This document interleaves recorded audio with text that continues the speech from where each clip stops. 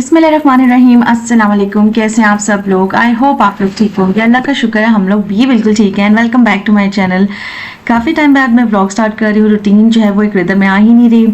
कुछ ना कुछ काम पड़ जाता है। रूटीन बहुत ज़्यादा बिजी चल रही है और काफ़ी बैक एंड्स पे काम भी चल रहे हैं। तो खैर एनीवेज व्लॉग स्टार्ट करते हैं।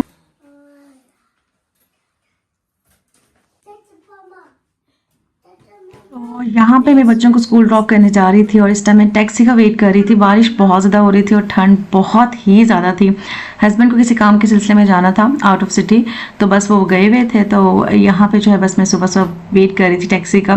5 मिनट पहले ही मैं नीचे आ गई थी। बच्चों को मैंने अंदर खड़ा किया हुआ था कि आप लोग ज़रा खड़े हों, और क्योंकि कंस्ट्रक्शन बहुत ज़्यादा हो रही है तो टैक्सी के लिए जो है ना पार्क करना मुश्किल हो रहा था। उसने बस आना था और हम लोगों ने फटाफट जाना था। खैर उसके बाद बच्चों को मैंने स्कूल ड्रॉप किया और इसके बाद आ गई थी मैं कुछ ग्रॉसरी करने। मुझे जिस तरह रोल पट्टी बनानी थी, सॉरी रोल पट्टी के अंदर समोसों वाली जो फिलिंग होती है वो करनी थी, कुछ स्प्रिंग रोल्स बनाने थे, और इसके अलावा मुझे बेसन लेना था, चने की दाल लेनी थी, मैंने बनाने थे शामी कबाब उसके लिए। खैर मेरे हाथ बहुत इस टाइम फ्रीज हो रहे थे, मैं आपको वही दिखा रही थी। और मैंने जो है नाखूनों पे अपनी मेहंदी लगाई थी तो बड़ा अच्छा लग रहा था मुझे। और नेल पॉलिश तो मैं नॉर्मली लगाती नहीं हूँ, तो इसी तरह जो है ना खुश हो रही थी मैं देख देख के। यहाँ पे जब आप बाहर जाते हो ना तो फिर ऑफ कोर्स और 2-3 चीज़ें भी आपके माइंड में होती हैं जो नहीं भी होती, वो भी आपको होता है कि अगले हफ्ते में ख़त्म हो जानी है तो चलो ये भी ले लो। अच्छा ये बड़ा अच्छा सा जो है ना आर्टिफिशियल मुझे प्लांटर ये भी मिल गया था, मैंने सोचा ये भी ले लेते हैं।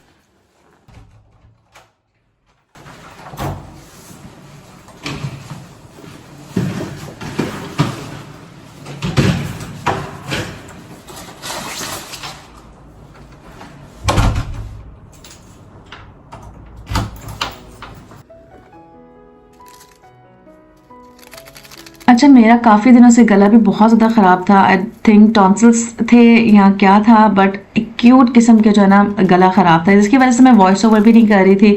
और मैंने सोचा था मैंने ब्रेक लेनी है, सुकून करना है थोड़ा सा। गला जब सही होगा ही नहीं तो फिर मैं क्या ही वॉइस ओवर करूँगी और क्या ही मेरा टाइम गुजरेगा। तो जो शानदार की जो गेम है ना वो फुल ऑन अच्छी चल रही थी। रोज़ में 2 या 3 टाइम जो है ना जो शानदार ज़रूर पीती थी, थैंक्स टू माई प्यारी सी मामा जो शानदार की काफ़ी ज़्यादा पैकेट्स यहाँ पे लेके आई थी।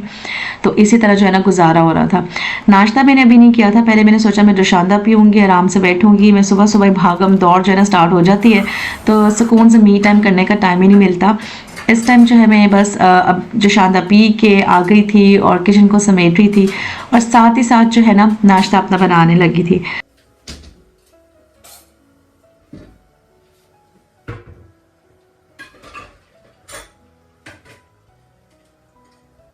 बिलीव में अगर आप नाश्ता सुकून से करो, प्रॉपर एहतमाम से बनाओ, अपने आप को थोड़ी सी इंपॉर्टेंस दो तो बहुत ही अच्छा लगता है। और आधा पौना घंटा अपने लिए पूरे दिन में से ज़रूर निकालना होता है। मेरी यही कोशिश होती है कि मैं जो अर्ली मॉर्निंग बच्चों को स्कूल छोड़ने के बाद जो मेरा टाइम होता है ना, मैं सुकून से आधा पौना घंटा गुजारूँ। उसके बाद जिस तरह मशीन में फिरकी जो है ना घूमती है ना, लिटरली मेरा वो वाला हाल होता है। 1 मिनट के लिए मैं बैठती नहीं हूँ। काफ़ी मुझे काम होते हैं जो करने होते हैं, और ऑब्वियसली मैं रिकॉर्ड पे तो हर चीज़ नहीं लगा सकती। बच्चों को स्कूल पिक एंड ड्रॉप करना होता है, घर का खाना, ऑर्डर्स का खाना, और उसके बाद सारे जो घर के नॉर्मल रूटीन के काम होते हैं वो करने होते हैं। काफ़ी ज़्यादा हेक्टिक लाइफ हो जाती है, रूटीन भी बहुत ज़्यादा टफ हो जाती है। बट ये कि अगर सुबह का 1 घंटा आप अपने लिए निकाल लो ना तो काइंड ऑफ आपको ऐसा लगता है कि आपने कुछ अचीव कर लिया है।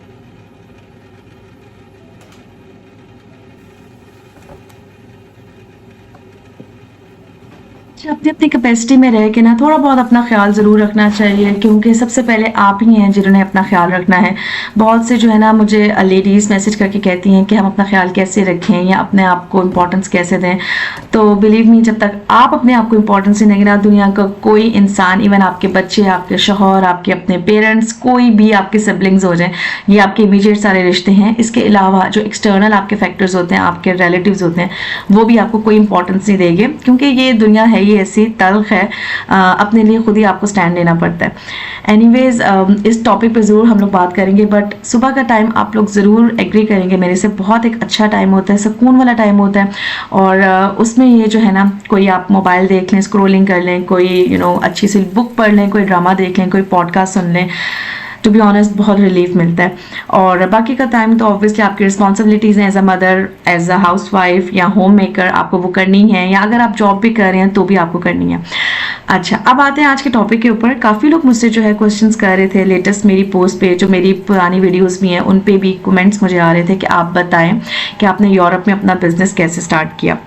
अच्छा, पहले मैंने सोचा था इसके ऊपर डिटेल में आराम से बैठ के स्लाइड बाय स्लाइड आपको दिखाऊंगी, शो करूंगी। फिर मैंने सोचा कि नहीं, इतना लाइक कॉम्प्लिकेटेड बनाने की क्या ज़रूरत है, बहुत इजी पेजी चीज़ है। मुश्किल तो है जी, कोई रॉकेट साइंस भी नहीं है जिसके मैं आपको बड़ा कोई वो ना करके बताऊं कि मैं कोई टीचर हूँ और मैं आपको बता रही हूँ। बट ये कि जो की पॉइंट्स हैं और जो कुछ रूल्स एंड रेगुलेशंस हैं और जो कुछ मेरे माइंड में बातें हैं जो जिसने मुझे बहुत ज़्यादा हेल्प आउट किया, एंड ऑफ कोर्स मैं चाहूँगी कि अगर आप लोग भी कुछ करना चाह रहे हैं तो आप लोगों को भी वो चीज़ें हेल्प आउट करेंगी। अच्छा, सबसे पहले तो मैं आपको बता दूँ, किसी भी काम को शुरू करने के लिए जो है ना, आपकी मोटिवेशन चाहिए होती है, आपको डिसिप्लिन चाहिए होता है, हार्ड वर्किंग चाहिए होती है और कंसिस्टेंसी। ये 3 चीज़ें 4 चीज़ें जो होती हैं, ये आपकी लाइफ का अगर पार्ट बन जाए ना तो आपकी लाइफ बहुत इजी बन जाती है। किसी भी काम को आपने ये नहीं लेना कि कोई काम छोटा है कि कोई बड़ा है। और इनिशियली तो आपको कोई सक्सेस नहीं मिलती, हम लोग बहुत डेस्परेट हो जाते हैं और हम लोग कहते हैं कि नहीं, पहले 1-2 मंथ्स में ही हम लोग को प्रॉफिट आना स्टार्ट हो जाए या हम लोग को जो है ना सक्सेस मिल जाए।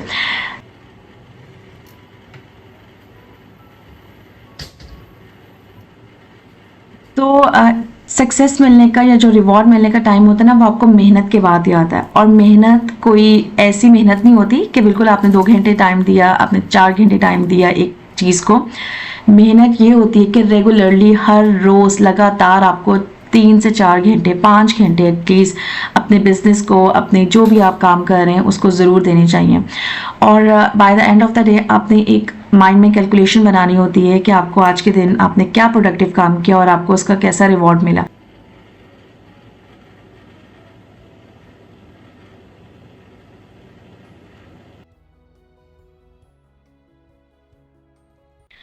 अच्छा, किसी भी काम को स्टार्ट करने के लिए जो है ना, सबसे पहले चीज़ तो मोटिवेशन चाहिए होती है और हार्ड वर्किंग। अगर ये 2 चीज़ें आपके अंदर हैं और ये कंसिस्टेंट लेवल पे हैं और आप लिटरली कुछ अचीव करना चाहते हैं, तो आपको दुनिया की कोई ताकत जो है ना वो रोक नहीं सकती। लिटरली मैं ये मेरे वर्ड्स लिख लें, आपको दुनिया की कोई ताकत रोक नहीं सकती कोई भी काम करने से। जो हर्डल्स होती है ना, जो डिफ़िकल्टीज़ होती हैं, वो बहुत ज़्यादा आपके रास्ते में आती हैं, but at the end of the day आपने अगर कुछ करने की ठान ली है तो उसको आपने करके ही छोड़ना है। अच्छा, मैं हर चीज़ पॉजिटिव सेंस में कह रही हूँ। मैंने ये जो अपना ब्लॉग है इंस्टाग्राम का, फूड ब्लॉगिंग, जो है बेसिकली स्टार्ट की थी 2019 में स्टार्ट की थी।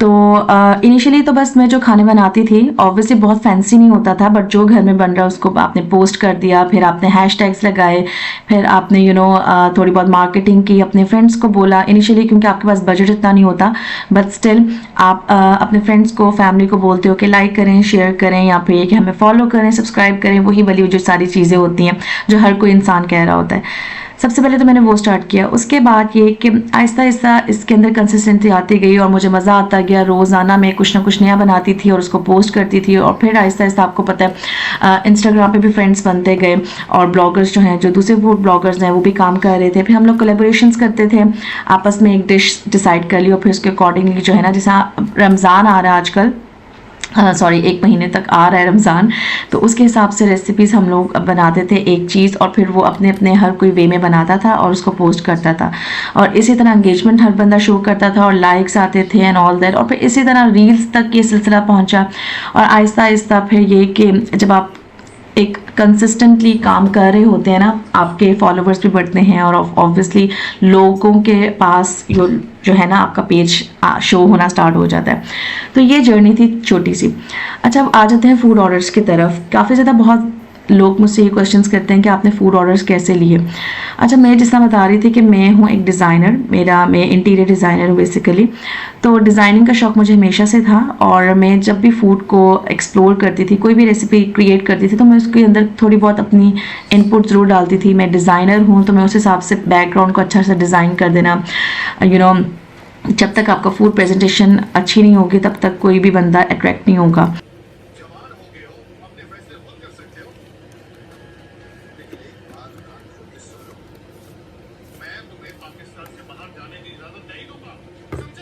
अच्छा, इसी तरह जब मेरा पेज काफ़ी अच्छा रन होना स्टार्ट हो गया था, तो मैंने पोस्ट लगाना स्टार्ट कर दी कि मैं अब ऑर्डर्स भी लेना स्टार्ट कर दिए हैं। और मैंने फिर अपना एक मेन्यू बनाया और उसके अंदर प्राइस लिस्ट बनाई एंड ऑल दैट सारी चीज़ें। इसी तरह जो है ना, वहाँ से पहले मुझे एक ऑर्डर आया, अच्छे से दिल लगा के काम किया। सबसे पहला ऑर्डर मुझे अच्छी तरीके से याद है, मुझे शामी कबाब का आया था और मैं लग्जमबर्ग न्यू न्यू मूव हुई थी और मेरे पास कोई ब्लेंडर नहीं था और मिक्सर नहीं था, ग्राइंडर नहीं था। तो मैंने हाथ से कूंडे गिंडा जो चट्टू बट्टा होता है ना, उसके मतलब लाइक उसको पकड़ के और वो सारा मैश किया था, जो बैटर होता है मटन और दाल का।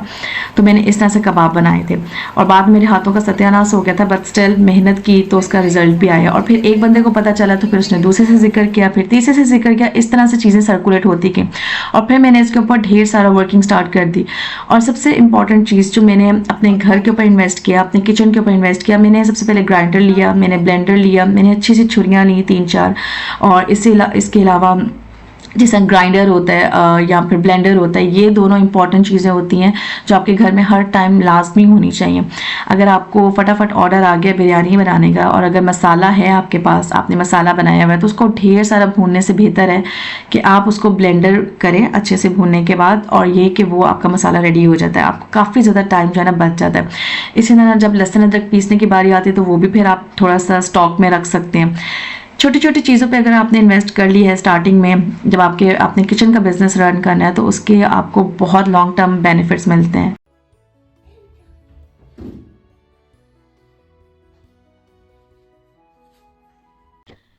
इसके अलावा जो मैंने इन्वेस्टमेंट की थी वो सबसे पहले इंडक्शन चूल्हे पे की थी, क्योंकि यहाँ पे जो चूल्हे हैं वो इतने अच्छे नहीं हैं और मेरे चूल्हे का तो बहुत मसला रहा था।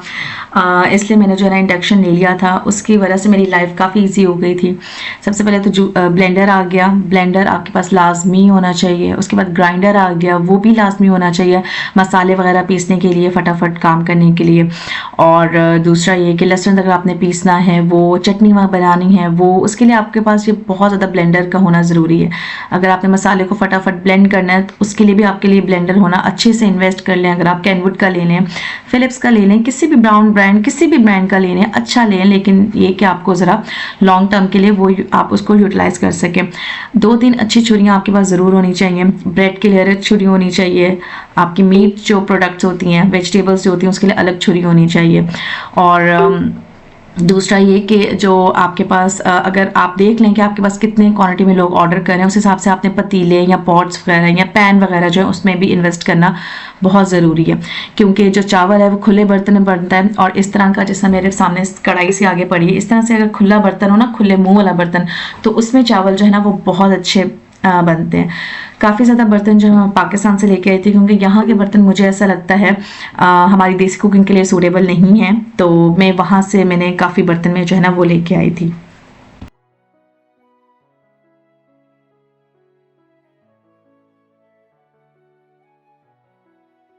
बिजनेस स्टार्ट करना ना कोई बहुत बड़ी बात नहीं होती। हाँ, उसमें आपने टाइम कितना लगाया है वो सबसे ज़्यादा इम्पॉर्टेंट फैक्टर है।